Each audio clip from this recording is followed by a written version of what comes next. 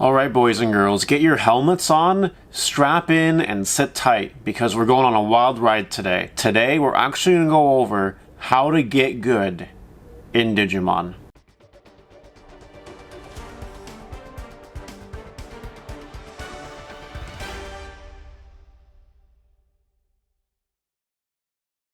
What's up guys, hope you're doing well. The July Evolution Cup is upon us.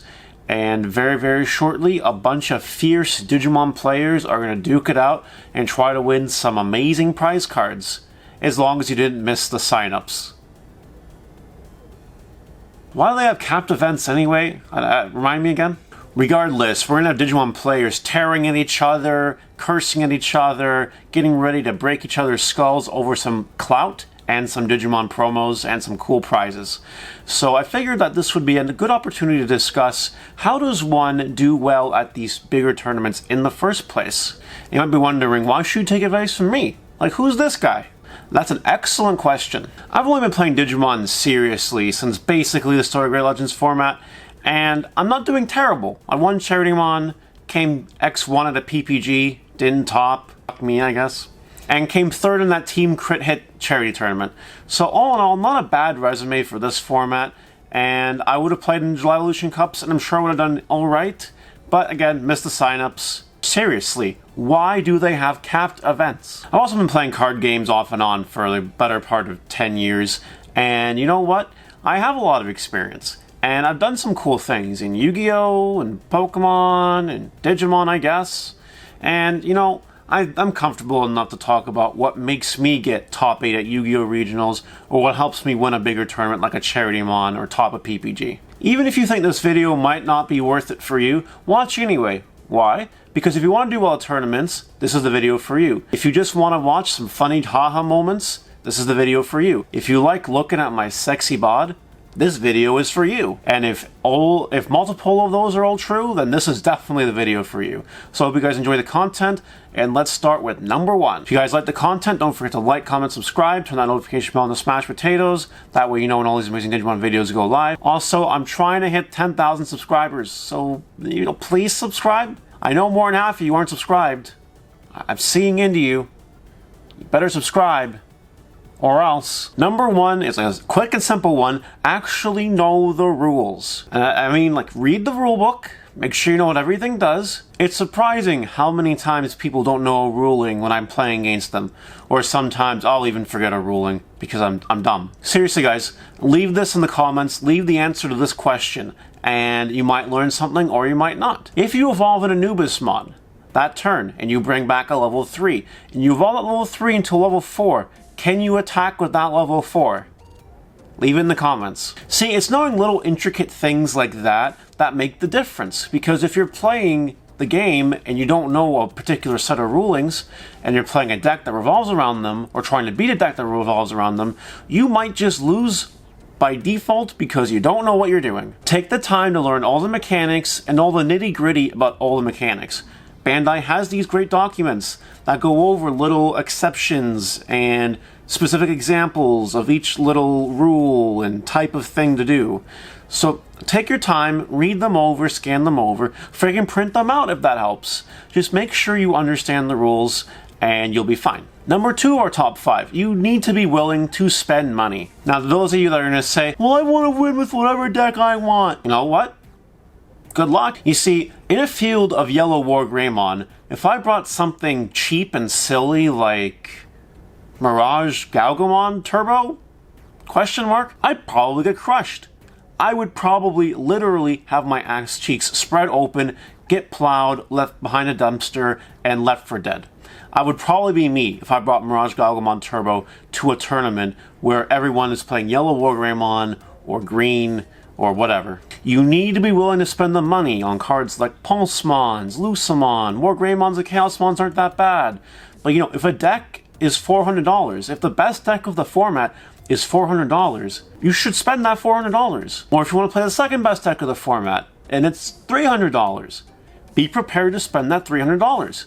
And sure, sometimes a tier 1 deck is budget, and that's great. It's a happy moment when that happens. Good for you, but you still gotta spend the money regardless. You can't just say, okay, well I'm gonna go play in the July Evolution Cup, and I'm gonna play, you know, this X pretty bad deck. I'll play Rosemont Control, because that's all I can afford. I got $20. We'll win with Rosemont Control. You won't actually win with Rosemont Control, guys. Just letting you know. Personally, when every new set comes out, I set aside enough money to get a case. And I understand that not everyone can do that. I know that a case will get me everything I need, and if for some reason I don't pull out a playset of a secret rare, I'll have enough trade fodder to get that secret rare that I'm missing or whatever. And that's all okay. And some of you are going to say, can't afford that. Well, wait, who has $1,000 to spend on a case of product, right? Actually, it's more than $1,000 in this game. Like, Digimon's pretty expensive. Literally, just take maybe $200 every month, put it away for the next set, and rinse and repeat. And that'll probably be enough to get you the best deck of the format, and then you obviously have the best chances of playing when you're playing the best deck of the format, as long as you know what you're doing. How do you know what you're doing? That goes on to point number 3. Playtesting. Playtesting. Playtesting. You need to be willing to spend the time to playtest your deck or decks against all the good decks of a format, against players that are as good as you, or even better if you can. Why? Because you're going to learn how decks work. You're going to learn how your deck works. You're going to learn how other people's decks work. You're going to learn how to interact with B deck, with A deck. Those are things you're all going to learn. Any specific combos you want to master? Playtest! I get really amped up on this topic because back in the day, back when I played Yu-Gi-Oh! Seriously, before I quit after Necros format was concluded, I was playtesting like 20-30 hours a week because I wanted to master the mirror match, the Necros mirror match, because I wasn't playing anything worse than that, and I did well that format. Anyone that knows me knows I got multiple top 8s at regionals and a top 4 during that time period. It's just what I was doing because I was putting in the hard work and I was playtesting over and over and over. Now sure, if you don't have time to playtest, life comes up or you're really busy, then life comes up and you're really busy. Take me for instance, if I was playing in the July Evolution Cup, like this weekend, I would be fucked on a playtesting scale. Why? Because I'd have about 6 hours to playtest for the tournament, which is nothing. For the Charity Mon tournament, I spent about 15 hours playtesting the purple Metal Guru Mon deck prior to the tournament, when the cards came out that weekend, and I won the tournament. Because I spent the time and played with that purple deck over and over and over and over and over and over and over and over and over and over and over and over and over until I was comfortable with the deck. And it paid off. You guys need to be willing to put in the same amount of effort. Some people will get lucky sometimes, and you'll be able to win events without playtesting as much, especially if you're really good. You can get away with that sometimes. But you'll be putting yourself at a disadvantage if you don't know what you're doing, you're not comfortable, and you don't put in the time. So please just put in the time. And when you're thinking about playtesting and deck building, this goes into step number 4 as well. Be willing to learn. Be willing to accept feedback. I was in a very interesting spot when the Digimon Locals first started here back in November 2020, because I was really good at just picking up card games and playing them at a rudimentary level.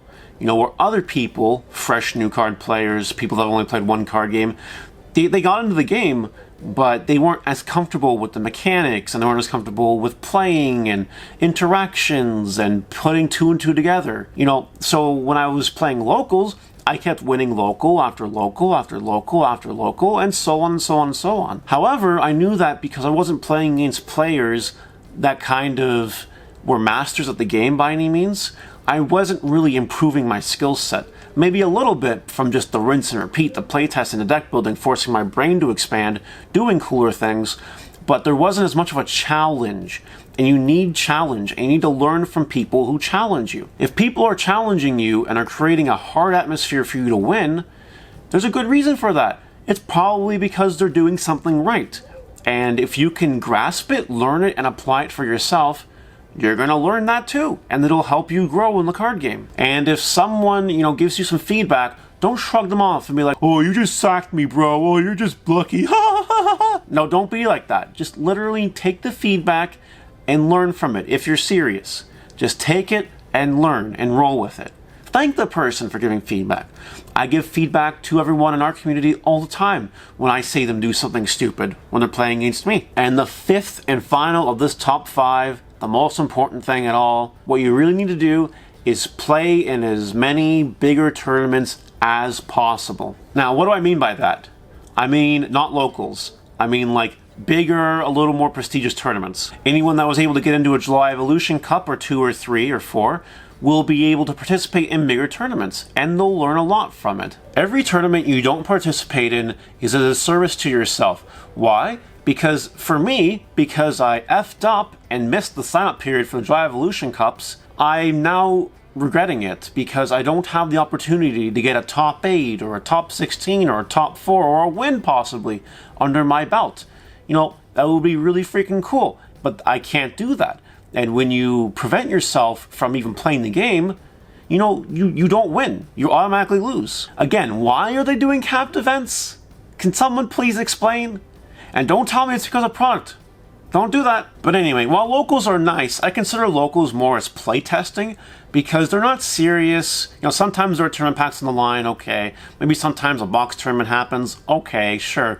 But like, it's playtesting. It's not serious. It's with people you know. You're in your comfort zone. When you can actually play in bigger tournaments against people you've literally never spoken to before, and you have to fight them, and you have to destroy them, otherwise they destroy you back, it's a very nerve-wracking feeling, and you have to overcome that. When I first started playing in Yu-Gi-Oh! Regionals, I was so freaking nervous because I'm an introvert by nature. I'm very, you know, closed-minded. I'm to myself, and I had to struggle to be able to interact with people, believe it or not, when I was starting regionals, because I was so overwhelmed just by that. But over time, I got used to it. Regional after regional after regional, I improved.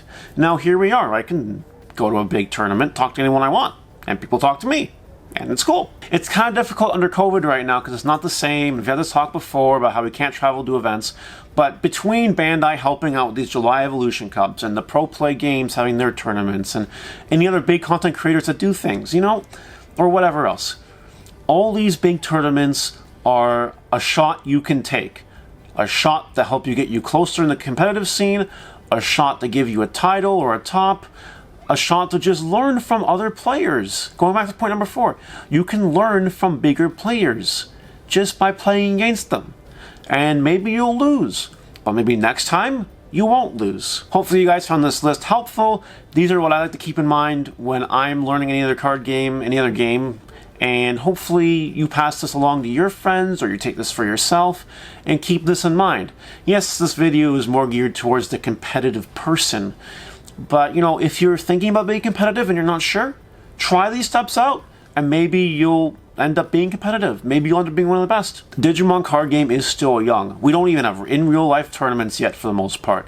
Just wait until cross-country in real tournaments can happen. I just want to get in my car and I want to go. And I want to go and meet people and participate in big tournaments, not through a webcam. As soon as we can, we will. And I'll be putting my money where my mouth is, taking advantage of each of these steps when in real life tournaments start, and try to blow people out of the water. Alright, that's it guys. I'll see you later. Take care.